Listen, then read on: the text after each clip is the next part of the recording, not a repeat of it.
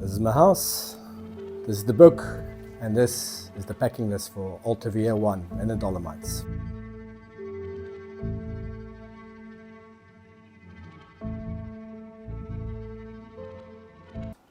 In less than 2 weeks' time, I'll be at Lagos de Breos and embarking on a 7-day journey across the Alta Via 1, one of my bucket list items. Feeling a bit unprepared, but this is what I'll be taking with on the trip. I'm going lightweight, not ultra light, because I do like a bit of my luxuries. I don't have to take any tents, I don't have to take cooking gear, any sleeping bags, any of these kind of things. I'll be going hut to hut, which means that I can take less things and move a bit more easily. So while I'll be lightweight, I'll be aiming for around 9 kilograms. I do have some luxury items, like of course my electronic equipment, like my drone, and a couple other things that I normally enjoy in these hiking trips. So yes, this is it. So first things first, let's start on the outside, the backpack, the thing that carries everything. I've got a very normal Footwear that I got from Decathlon.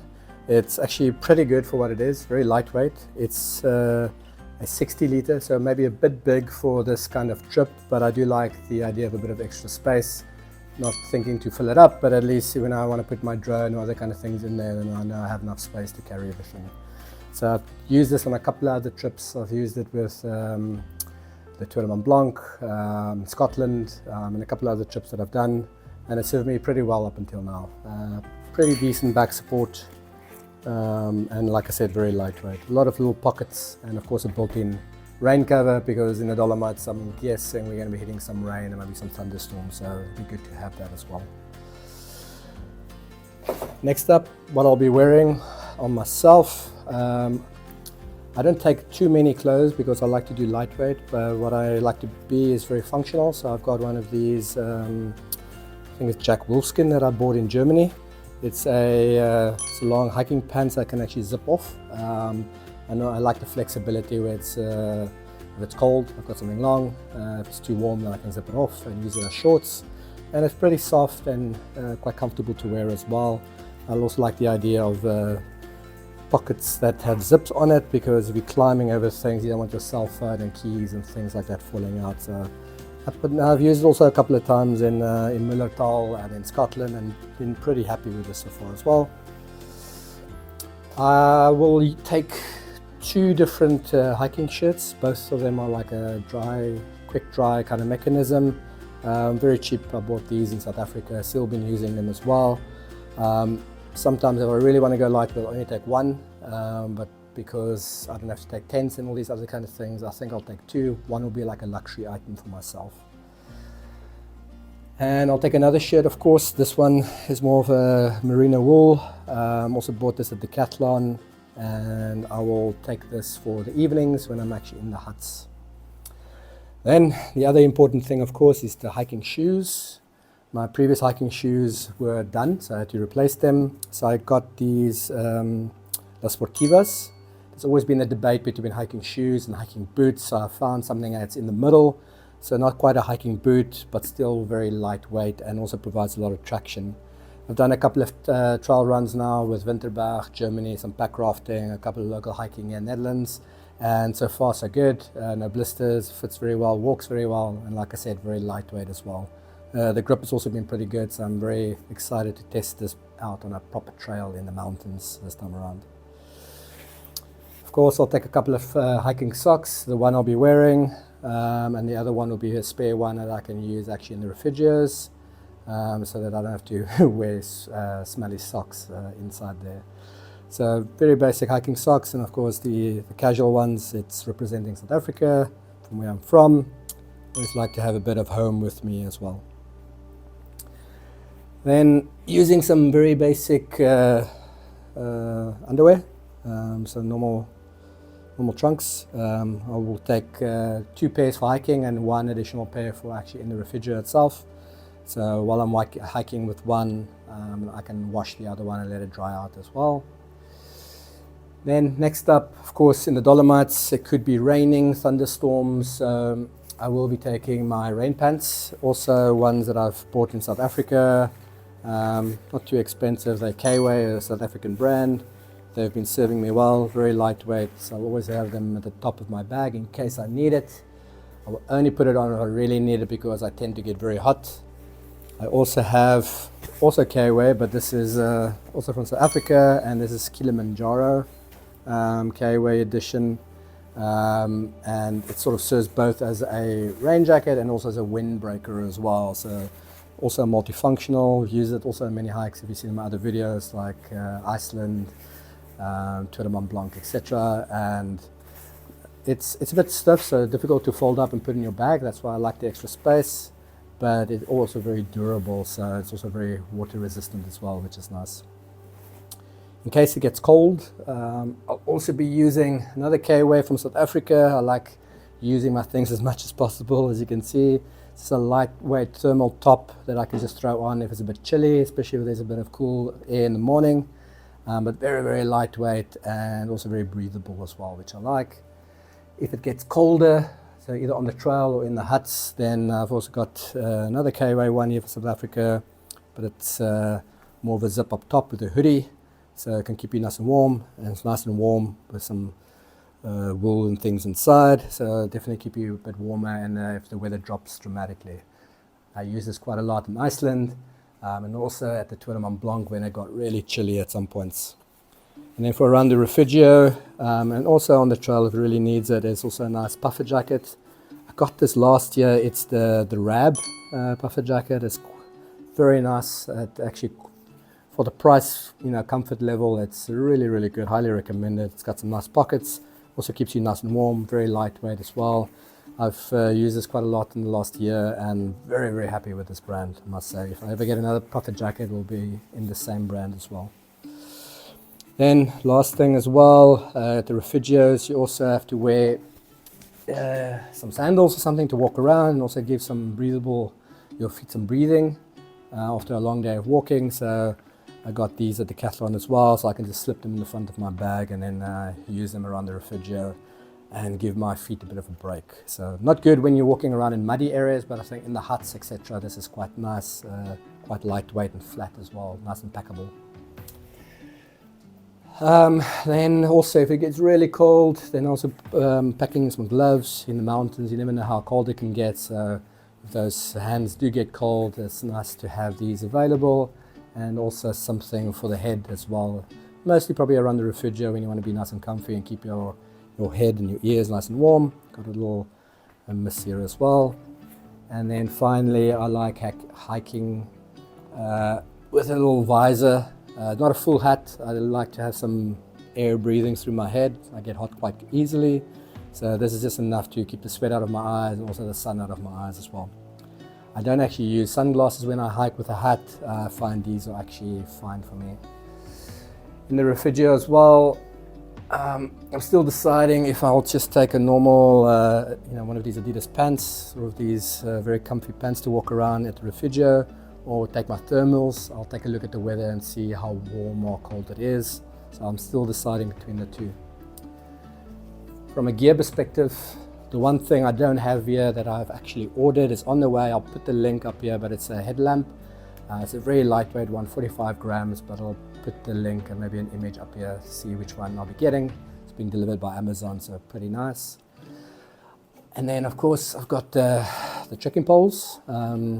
These are from Nature Hike and they're extremely lightweight. They've been used quite a lot, as you can see, and they've been on all my trips. I really do like hiking with these kind of things. Getting older in the mountains is always nice when you're getting tired and you have some additional support going up or down hills or around rocky terrains. So very useful for me as well. All right, now the fun part, the gadgets. I really like to have some gadgets with me, as you know, for filming. I'm not taking anything fancy, no mirrorless cameras or anything like that. I really enjoy just taking what I have with me. The one I'm filming on right now is my iPhone 15 with the tripod that's standing on. I'll take both of those. The quality of the videos and the pictures are really good. For me, it's enough for the type of videos that I make, so I really enjoy that. It's waterproof, good stabilization, and a good image quality, so very happy with that. It also doubles up for my listening to audiobooks with Audible. It's also very useful. And then I'll also download some backup maps with AllTrail to the phone as well. So multi-purpose, as always, very, very good. And also nice to have a phone, of course, in case of emergency if you have to phone someone. I also take my Garmin Phoenix. I think this is the 6X. Yeah, the 6X. I'll take with. I've used this all the way from Iceland, from Hornstrader. Very nice watch. Battery life lasts forever. Good tracking. Does weather predictions as well. And of course, you can download your maps onto the watch. Would be my main way of navigating the trail. So I've mapped up all my trails and all trails, and I'll download on this. I'll have a separate video of how I planned this trail basically as well. Very nice. Then of course, my fun little toy, I've got my drone. This is the DJI Mini 4 Pro. It's nice and lightweight. It's under 250 grams, which makes it very much easier to travel. Of course, less restrictions on it. In Italy, there are many more regulations and rules around drones. Of course, I won't be able to use it the whole time, but I'll be able to use it at certain points, and I definitely enjoy flying around there and capturing all that fantastic landscapes there, right? Having a different perspective. So really enjoy that. I also have 2 additional batteries, a charger, and I also have some ND filters as well, depending how bright it is as well. And I'll take an extra SD card as well if I shoot a lot of footage, which is great. And another luxury item for me is a Kindle. This I've been using for over 10 years probably by now.